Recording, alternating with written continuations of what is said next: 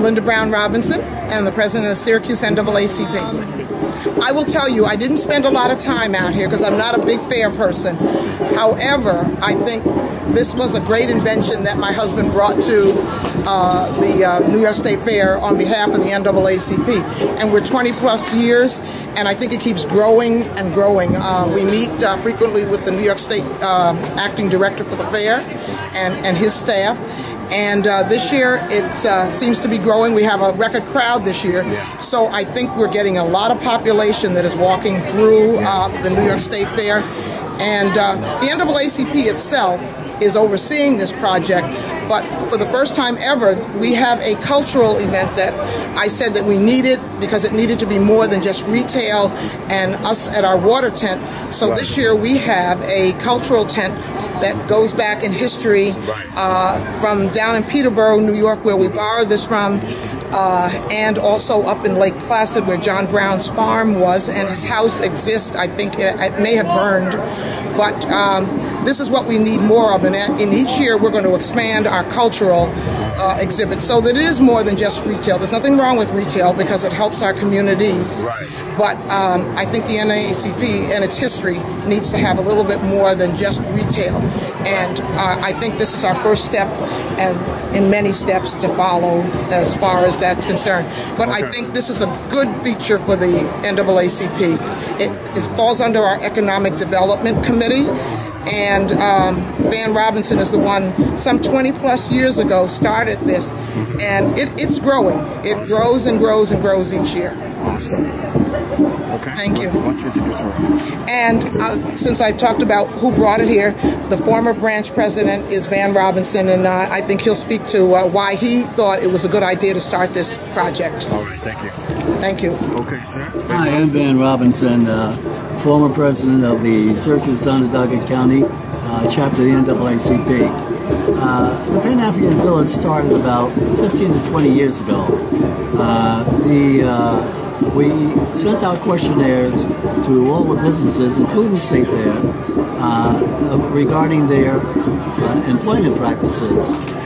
What we got back from the State Fair was nothing, and I scheduled a visit with the director. I got out here and found that there was close to 200 people they hire year-round basis, only one of whom was black. Then I asked how many vendors were minority vendors. They couldn't give me a straight answer, but I totaled up and it's almost zero. So I then told them that you're ripe for demonstration.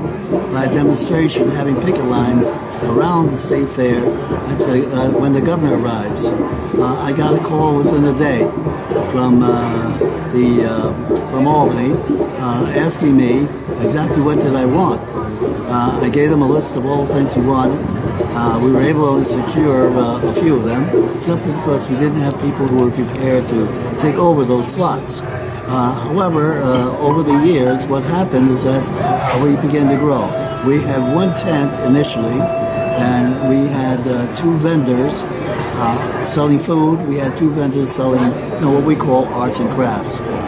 And a small stage where we'd have a singer perhaps singing. It has grown from that to a whole block.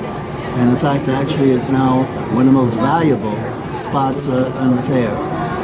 We would like to see it grow. We would like to see a lot of other things done to the village to make it much more attractive. Of course, the lighting is something that we've always complained about. Hopefully, we'll be able to do something this coming year. And there were some modifications made last year because of the size of the people who came through the Pan-African Village. It presented difficulty for emergency service vehicles and people to come through. So actually what we did, we shortened it up a little by 5 feet on each side. And that has given us a larger footpath. But unfortunately, it doesn't look like you have as many people today as you had last year.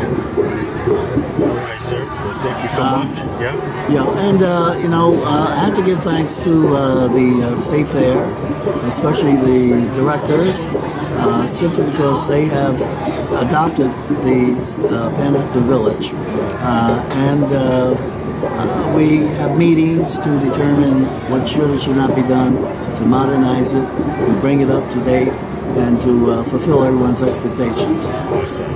Well, Van, we just thank you for all your efforts and everything that you've done to help, get this up and going, and the idea and the pressure you put on government to make this happen. And we just thank you for all the effort you put into helping us as a community to prosper. And thank you, sir, for everything. All right, thank you. Thank you very much. All right.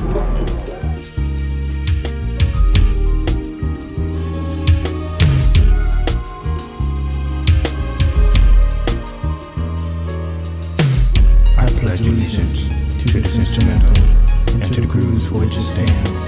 One production company, under God, indivisible, with a true root of creativity, versatility, and musical diversity for your mind, your soul, and your